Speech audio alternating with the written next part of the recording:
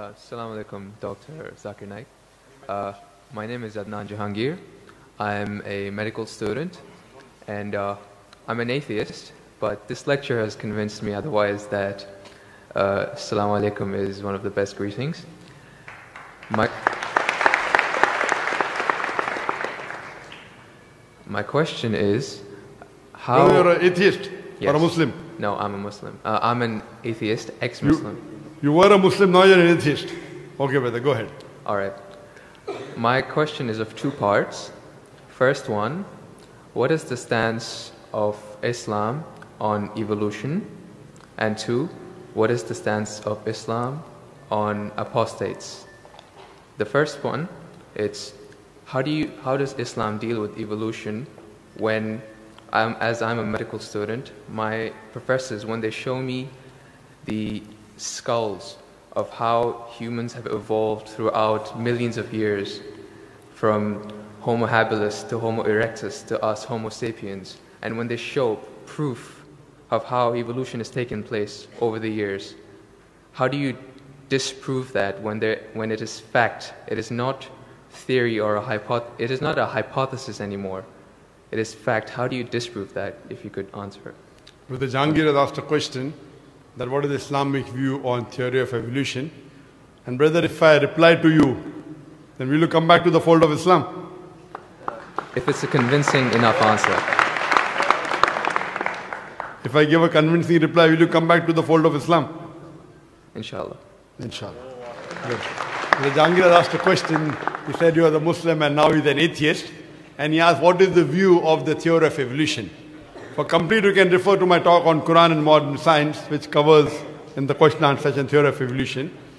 As far as the question on theory of evolution is come, there is no book so far that I have read which talks about fact of evolution. Theory of evolution means a theory. And when we talk about theory of evolution, we start thinking of Charles Darwin. He wrote a book called The Origin of Species. And in that book, he says that he went on a ship by the name of HMS Beagle, and he went on an island by the name of Calotropis, and there he saw birds pecking in niches. Now, depending upon the niches, the holes they pecked, the beak became short and long. Based on this observation, he propounded his theory of evolution. He propounded his natural selection. And Charles Darwin, he wrote a letter to his friend Thomas Thompson in the 19th century. And he said that I do not have proof as far as my theory of evolution is concerned. There are missing links. But because it helps me in rudimentary organ, it helps me in classification, I have propounded this theory. That's the reason when we were in school, if we had to tease any of our friends, we used to call him that you are the missing link. If you were present, Darwin's theory would have been proved right, indicating that he's a monkey. We used to fool around.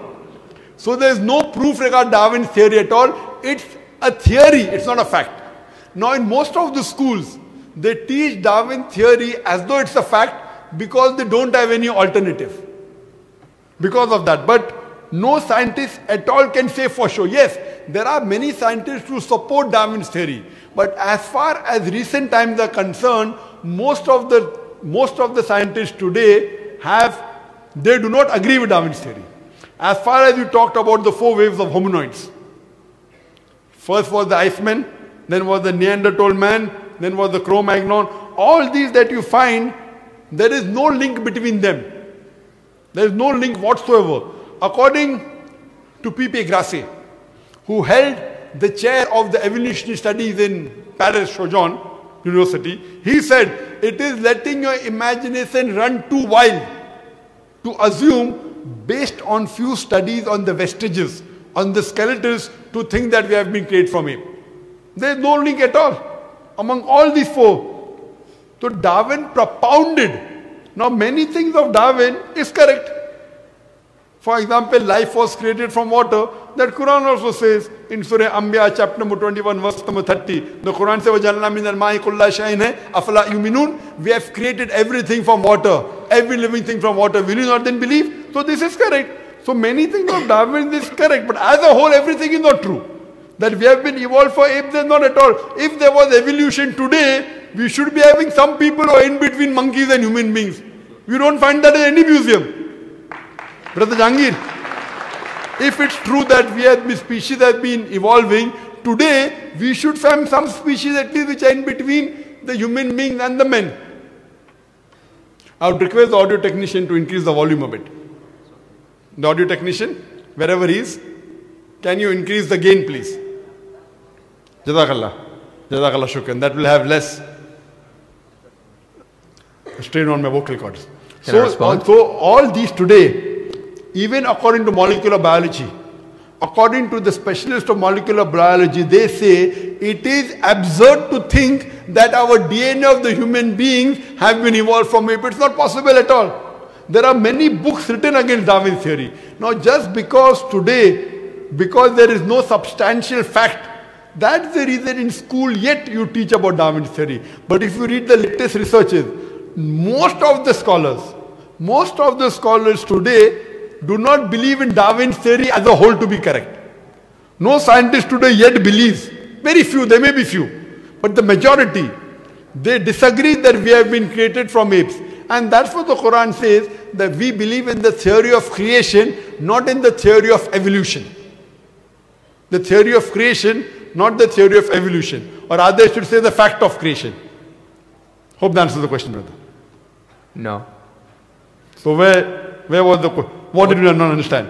What you say, it is true. It was true. 150 years ago, it was true. It's not Darwin's theory anymore.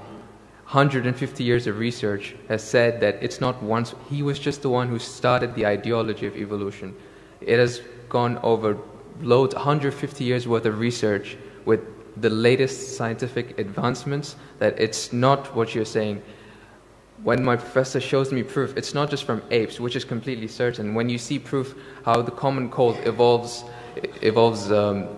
pathogen, like when it changes its own morphology just to keep up to date with today's vaccines, it's evolving its defense mechanisms against today's latest vaccine. Brother, that's evolution right there. Let me tell you one thing. It's not Darwin's theory anymore. Let me tell you one thing, brother. I am a medical doctor. And there are many researches being done. If it turns out to be a fact, it has to come in the medical college. It is in the medical college. I'm taught this in university. Sorry? I'm taught evolution in university. It's not in school anymore. I'm talking about medical. University, you learn about theories and researches. Even in medical, you learn about theories and researches. Once it becomes a fact, it comes into textbooks of medicine. I don't know of any textbook of medicine in any college in the world which says that we have been evolved. It is all these are theories, and I know the research is being done. Even Darwin's theory never came in the medical textbook. And even what you're talking about, I know there are new and new researches being coming on. But none of them yet has proved it to be a fact of evolution. The statement by itself, theory of evolution, means it's a theory. So by English language itself, you don't have to be a researcher. When you say theory, it's a theory. When the theory becomes a fact, it changes. That thing changes into a fact. So by the basic you saying theory of evolution, it means it's an hypothesis. No. It is not yet a thought. It's not yet a fact. There's a difference between hypothesis and theory. A theory is something in science that has the highest honor. When something gains the word theory, it's fact. The theory, in theoretical terms, it's the theory of gravity, but we don't say it, we just say it fact. Same way we say the fact of gravity. Sorry, what did you say? Theory of what? Gravity. If you say it in theoretical terms, but it's no theory of gravity. It's a law of gravity. I'm sorry. Law. I'm sorry. It's the law of evolution. I'm sorry. Your knowledge of science is very weak. It is Boyle's law. It is not Boyle's theory. It is Archimedes' principles. It's not Archimedes' theory. Whatever's theory, when it becomes a fact, it changes into law. I'm sorry, your knowledge is so weak, and I wouldn't like to continue. Your knowledge is so weak. My question, I'm not here to teach 2 + 2 = 4 in the audience. In the question and answer session, you ask a question, I give the answer. If you like it, you keep it. If you don't like it, you throw it. Okay, just the thing is that if your knowledge is so weak, you're saying theory is the highest thing in science. I'm sorry, you're absurd. I'm a medical doctor. Theory is the highest thing in science. I'm very sorry, brother. If someone I'm Jangir, brother. I'm very sorry. Theory is never the highest thing in science. If you think just because you're going to a university or coming to fool the people here, I'm not. I'm totally sorry. Theory, if it becomes a fact, and if the theory becomes a law, it may reach a high standard. But theory by itself, it's a theory, it's a hypothesis. Once it gets converted, it becomes a law, it becomes a fact. Newton's law, it becomes a fact, it becomes a law. I'm sorry to say that by itself, calling it a theory means it is not yet an established fact. The heart pumps blood. Is it a theory or is it a fact? It's a fact. No, the proof. theory of heart pumping blood. Theory of heart pumping blood now. Now if I'm going to teach you English language here, I feel you are wasting the time of the people.